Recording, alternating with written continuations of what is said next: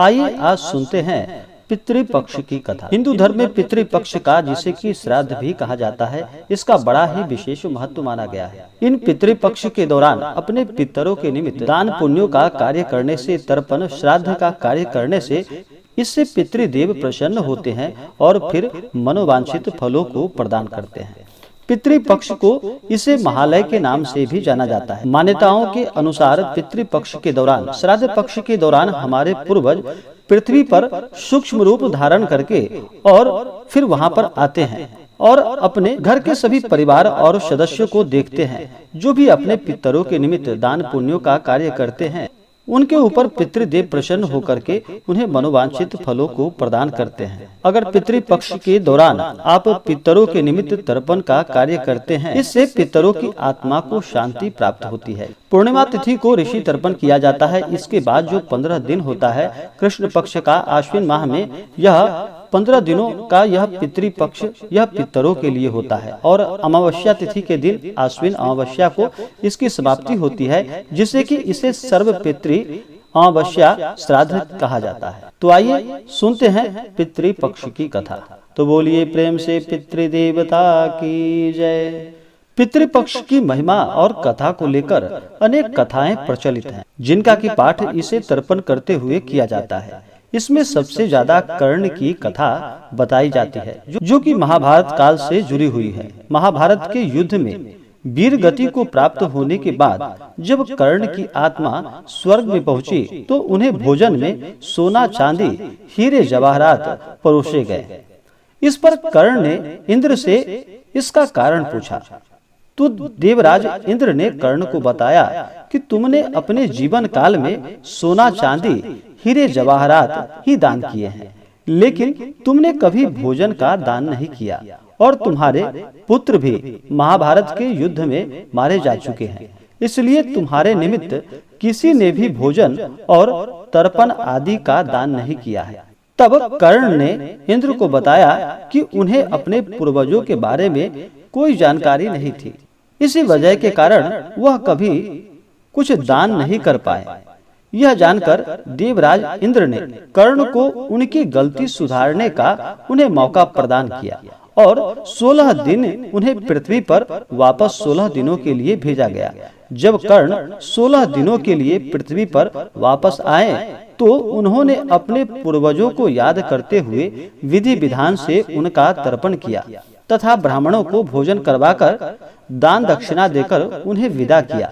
इन्हीं 16 दिनों की अवधि को पितृपक्ष कहा जाता है और तभी से यह श्राद्ध की प्रक्रिया आरंभ हुई है और पितृपक्ष के दौरान अपने पितरों के निमित्त तर्पण और दान पुण्यों का कार्य किया जाता है। पितृपक्ष की कथा के अनुसार एक और कथा प्रचलित है, जो कि 2 भाइयों की। कथा के अनुसार जोगे तथा भोगे 2 भाई थे।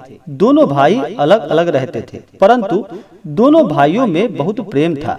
जोगे बहुत धनी था और भोगे बहुत ही निर्धन था और गरीब था। जोगे की पत्नी को अपने धन का बड़ा अहंकार था, किंतु भोगे की पत्नी बड़ी ही साधारण और सरल हृदय वाली थी। पितृपक्ष आने पर जोगे की पत्नी ने जोगे को पितरों का श्राद्ध करने को कहा। तब जोगे ने इसे व्यर्थ का कार्य समझकर टालने की चेष्टा की, परंतु उसकी पत्नी समझाती थी कि यदि वह ऐसा नहीं करेंगे तो लोग बातें बनाएंगे और उसे यह अपने मायके वालों को अपनी शान दिखाने और दावत पर बुलाने का यह उचित अवसर लगा और वह अपने पति से बोली कि आप शायद मेरी परेशानी की वजह से टाल मटोल कर रहे हैं, किंतु इसमें मुझे कोई परेशानी नहीं होगी। मैं भोगे की पत्नी को बुला लूंगी और वह मेरी मदद कर देगी और हम दोनों मिलकर सारा काम कर लेंगे। फिर उसने जोगे को अपने मायके न्योता को भेज दिया। दूसरे दिन जोगे की पत्नी के बुलाने पर भोगे की पत्नी सुबह सुबह आकर उसके घर के कार्यों में जुट गई। उसने रसोई तैयार की और अनेक पकवान बनाए और सारे काम निपटाकर वह अपने घर वापस आ गई। आखिर उसे भी तो पितरों का श्राद्ध और तर्पण करना था, इस अवसर पर न तो जोगे की पत्नी ने उसे वहां रोका और न ही स्वयं वहां जोगे के घर पर रुकी। शीघ्र ही दोपहर हो गई। पितृ भूमि पर उतरे। पितृ पहले जोगे के यहाँ गए और उन्होंने देखा कि जोगे के यहाँ तो उसके ससुराल वाले भोजन पर जुटे हुए थे, तो पितृ निराश होकर भोगे के यहाँ चले गए। परंतु भोगे के यहाँ पर कुछ भी नहीं था, केवल मात्र पितरों के नाम पर अग्यारी दे गई थी। पितरों ने अग्यारी की राख चाटी और भूखे ही नदी के तट पर पहुंच गए। थोड़ी देर में सारे पितृ वहां इकट्ठा हो गए और अपने अपने यहाँ के श्राद्ध की बातें सभी करने लगे। इसके बाद जोगे भोगे के पितरों ने भी अपनी आप बीती सुनाई और जोगे भोगे के पितृ सोचने लगे कि अगर भोगे समर्थ होता तो शायद उन्हें आज भूखा ना रहना पड़ता, मगर भोगे के घर में तो 2 जून की रोटी भी खाने को नहीं थी। यही सब सोचकर उन्हें भोगे पर दया आ गई और अचानक पितृदेव नाच नाच कर गाने लगे कि भोगे के घर धन हो जाए, भोगे के घर धन हो जाए। शाम होने को हुई और भोगे के बच्चे को कुछ भी खाना नहीं मिला और बच्चों ने अपनी माँ से कहा कि माँ, हमें भूख लगी है। बच्चों को टालने की वजह से भोगे की पत्नी ने कहा कि जाओ, आंगन में हौदी औंधी पड़ी है, उसे जाकर खोल लो और जो कुछ मिले बांट कर खा लेना। जब बच्चे वहां पहुंचे तो देखा कि हौदी सोने की मोहरों से भरी पड़ी थी। बच्चे दौड़कर अपनी माँ के पास आए और उन्होंने सारी बात भोगे की पत्नी यानी अपनी माँ को बताई। बच्चों की बात को सुनकर भोगे की पत्नी आंगन में आ गई और उसने हौदी को मोहरे से भरा हुआ देखकर और वह हैरान हो गई।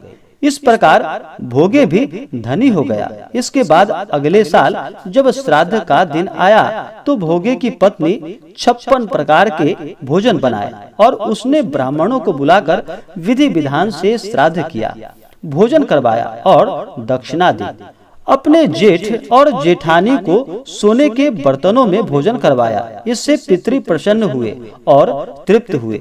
जैसे भोगे के पितरों ने विधि विधान से श्राद्ध करने पर भोगे को संपन्न कर दिया, वैसे ही पितृ पक्ष में अगर कोई अपने पितरों के निमित्त विधि विधान से श्राद्ध और तर्पण आदि का कार्य करते हैं, संस्कार करते हैं, तो उन्हें धन धान्य की प्राप्ति होती है और उसके जीवन के सारे कष्ट दूर हो जाते हैं। हे पितृदेव, आपका जो भी सच्ची श्रद्धा के साथ स्मरण करे, आपका तर्पण आदि का कार्य करे, आपके निमित्त दान पुण्यों का कार्य करे, उसके ऊपर अपना कृपा सदैव बनाए रखना। तो बोलिए प्रेम से पितृदेवता की जय। आशा करता हूँ कि जानकारी आपको अच्छा लगा हो। ऐसे ही जानकारियाँ प्राप्त करते रहने के लिए हमारे इस चैनल को लाल बटन दबा करके सब्सक्राइब करें, साथ में बेल आइकन घंटी को दबाना न भूलें ताकि मेरे वीडियो का नोटिफिकेशन आपको समय से मिलता रहे। वीडियो को लाइक करें, शेयर करें। धन्यवाद।